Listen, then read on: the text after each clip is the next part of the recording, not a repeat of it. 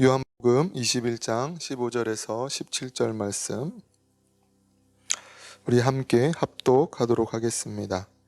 그들이 조반 먹은 후에 예수께서 시몬 베드로에게 이르시되 요한의 아들 시몬아 내가 이 사람들보다 나를 더 사랑하느냐 하시니 이르시되 주님 그러하나이다. 내가 주님을 사랑하는 줄 주님께서 아시나이다. 이르시되 내 어린 양을 먹이라 하시고 또 두 번째 이르시되 요한의 아들 시몬아 내가 나를 사랑하느냐 하시니 이르되 주님 그러하나이다. 내가 주님을 사랑하는 줄 주님께서 아시나이다. 이르시되 내 양을 치라 하시고 세 번째 이르시되 요한의 아들 시몬아 내가 나를 사랑하느냐 하시니 주께서 세 번째 내가 나를 사랑하느냐 하심으로 베드로가 근심하여 이르되 주님 모든 것을 아시오매 내가 주님을 사랑하는 줄을 주님께서 아시나이다. 예수께서 이르시되 내 양을 먹이라. 아멘.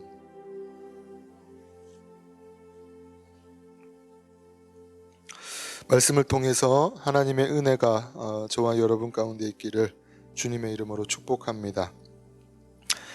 사실 이 사도 요한은 요한복음을 1장에서부터 20장까지 기록을 하고 마무리를 지었습니다. 때문에 20장 요한복음 20장 31절의 사도 요한은 그 요한복음을 기록한 목적을 명확하게 기록을 하고 있는 것을 볼 수가 있습니다. 요한복음 20장 31절 우리 한번 같이 읽겠습니다. 오직 이것을 기록함은 너희로 예수께서 하나님의 아들 그리스도이심을 믿게 하려 함이요 또 너희로 믿고 그 이름을 힘입어 생명을 얻게 하려 함이니라. 아멘. 그렇다면 우리가 생각해 볼 수 있는 것은 사도 요한은 1장에서부터 20장까지 요한복음을 기록을 하고 마무리를 지었는데 왜 요한복음 21장을 또다시 AD 30년경에 기록을 하고 있는 것인가? 요한복음 21장을 왜 기록한 것인가? 두 가지의 목적이 있습니다. 이것을 기록한 두 가지의 목적 중에 첫 번째가 무엇이냐면 예수님께서 그 제자들과 식사를 하시고 뿐만 아니라 길게 대화하시는 것을 통해서 무엇을 더 확실히 하고자 함이냐면 예수님의 부활을 확실히 강조하기 위함이었다라는 것이죠. 21장을 기록한 첫 번째 목적이 무엇이냐면 예수님의 부활을 다시 한 번 더 강조하기 위함이었다라는 것입니다. 그리고 두 번째 이유가 무엇이냐면 베드로의 사도성 때문에 이것을 기록하게 되었습니다. 왜 베드로의 사도성 때문에 기록을 한 것인가? 예수님을 베드로가 몇 번 부인하게 되어집니까? 3번 부인하게 되어지죠. 때문에 수제자였음에도 불구하고 이 베드로를 사도로 인정하지 않거나 그를 못마땅하게 여기는 사람들이 있었다라는 것이죠. 때문에 사도 요한은 그 실추된 어떤 그 베드로의 권위를 세워주기 위해서 이 본문을 기록하고 있다라는 것이죠. 즉 예수님의 부활을 확실히 강조하기 위해서 뿐만 아니라 그 실추된 베드로의 권위를 세워주기 위해서 이 21장을 기록하고 있다라는 것이죠.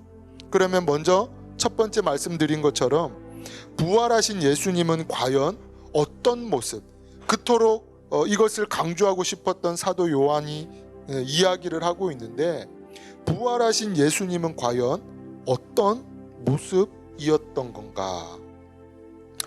요한복음 21장 13절에는 이렇게 이야기를 합니다. 예수께서 가셔서 떡을 가져다가 그들에게 주시고 생선도 그와 같이 하시니라. 여기서는 떡을 가져다가 그들에게 주시고 생선도 그와 같이 하시니라라고 기록을 하고 있습니다.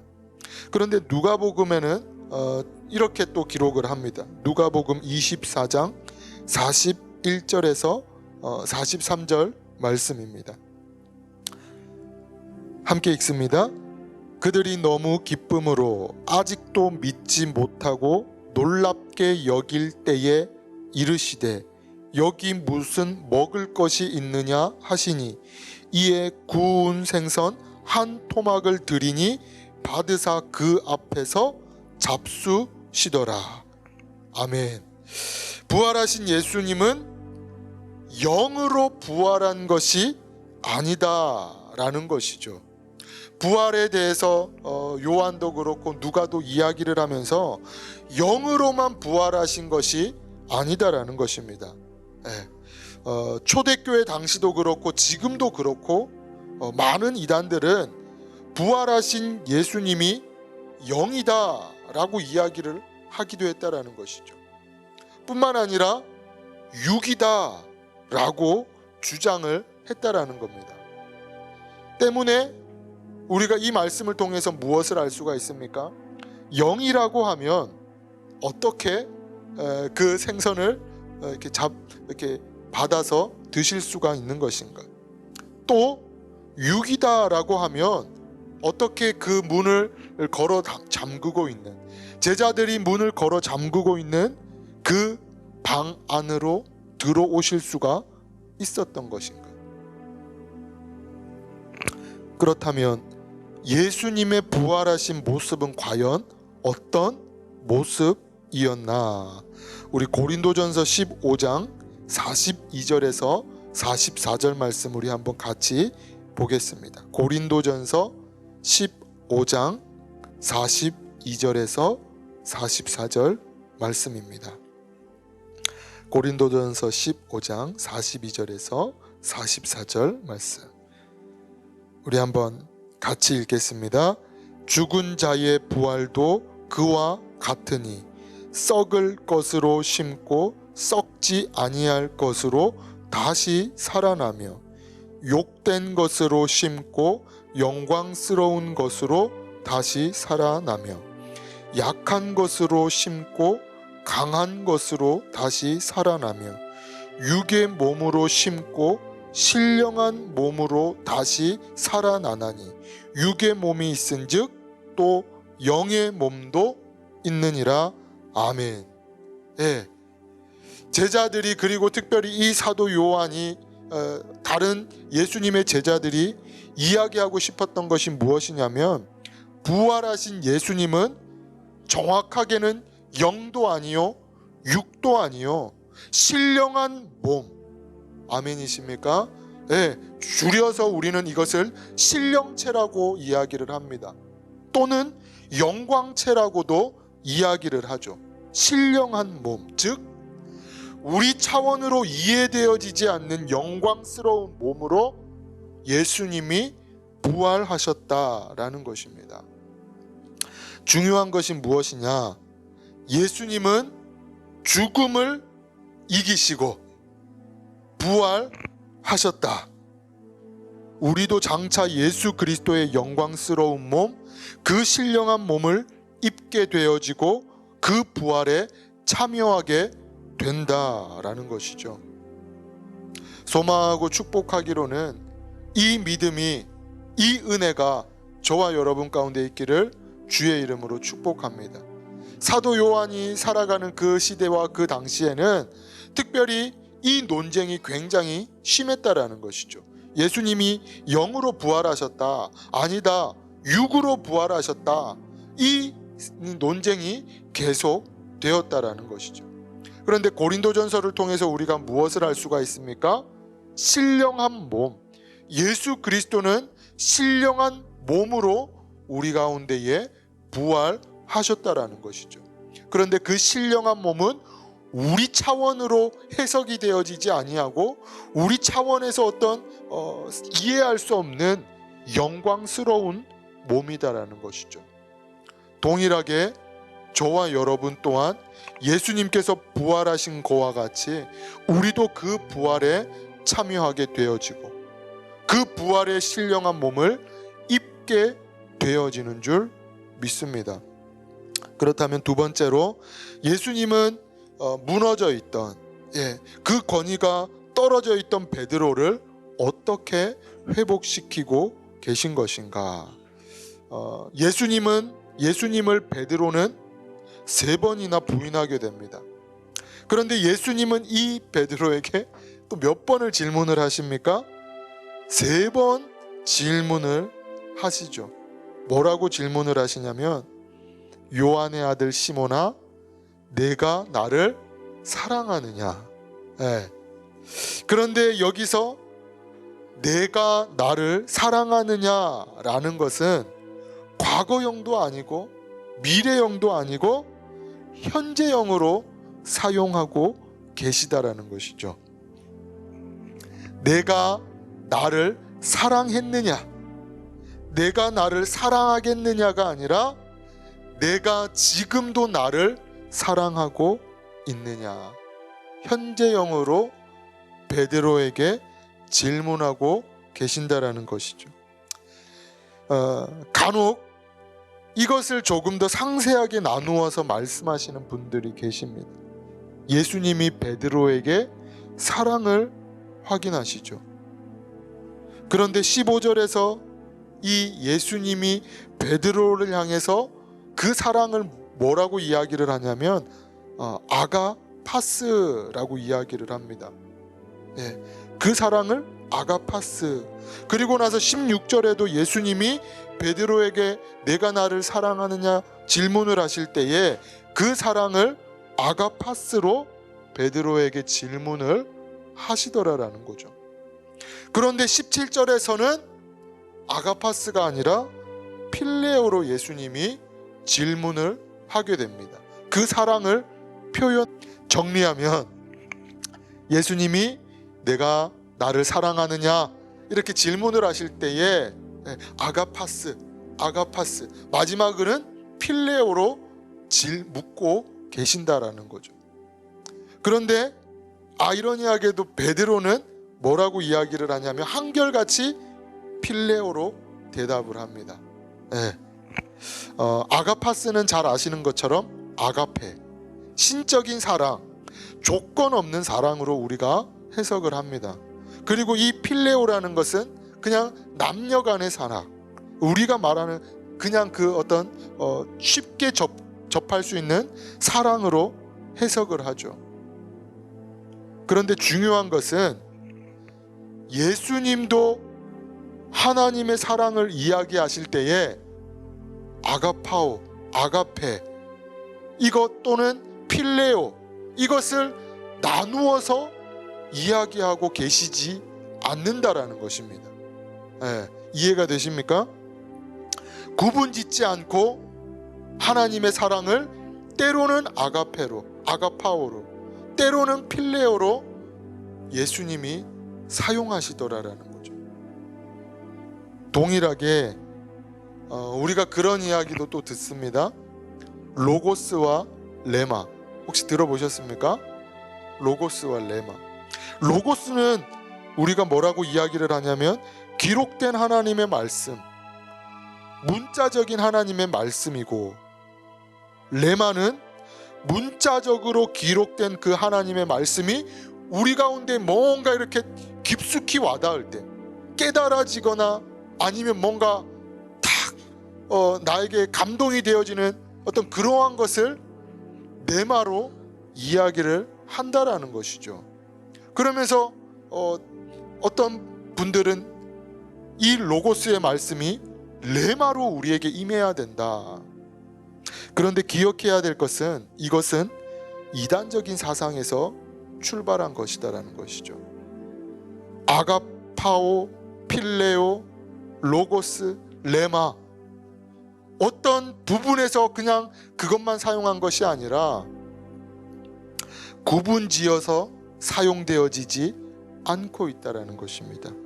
어느 때는 레마로 기록하고 또 어느 때는 로고스로 기록하고, 예수님도 하나님에 대한 그 사랑을 말씀하실 때에 아가파오로, 때로는 필레오로 말씀하고 계신다라는 것이죠. 즉 어떤 이야기를 제가 드리는 것이냐면, 어떤 단어를 사용했는지가 중요한 것이 아니다라는 것을 제가 지금 말씀을 드리는 겁니다. 예수님이 처음에는 이렇게 사랑을 이야기하시고 이렇게 사랑을 하시고 이렇게 사랑을 표현하신 거, 그 단어를 그냥 이야기하는 것이 중요한 것이 아니라, 예수님께서 오늘 같은 질문을 뭐 하고 계십니까? 반복하고 있음에 우리가 주목해야 된다라는 것이죠. 왜 예수님께서 베드로를 향해서 3번이나 질문을 하고 계신가? 3번이면 중요하지 않습니까? 네. 왜 3번이나 이 베드로를 향해서 사랑을 확인하고 계신 것인가? 너 나를 사랑하냐? 너 나를 사랑하냐? 너 나를 사랑하냐? 왜 3번에 걸쳐서 베드로에게 사랑을 확인하고 계신 것인가? 한 신학자는 이렇게 이야기를 합니다. 예수님은 자신을 향한 베드로의 사랑을 확증하심으로 예수 그리스도를 통해 도래한 하나님의 나라를 확장시키는 사도로 사용하시기에 원하셨기 때문에 동일한 질문을 3번이나 반복한 것이다. 그러면서 이러한 말을 덧붙입니다. 뒤집어 생각해 보면 사도로서의 사명을 온전히 감당하기 위해서는 주님을 향한 사랑이 기본임을 강조하고 계신 것이다.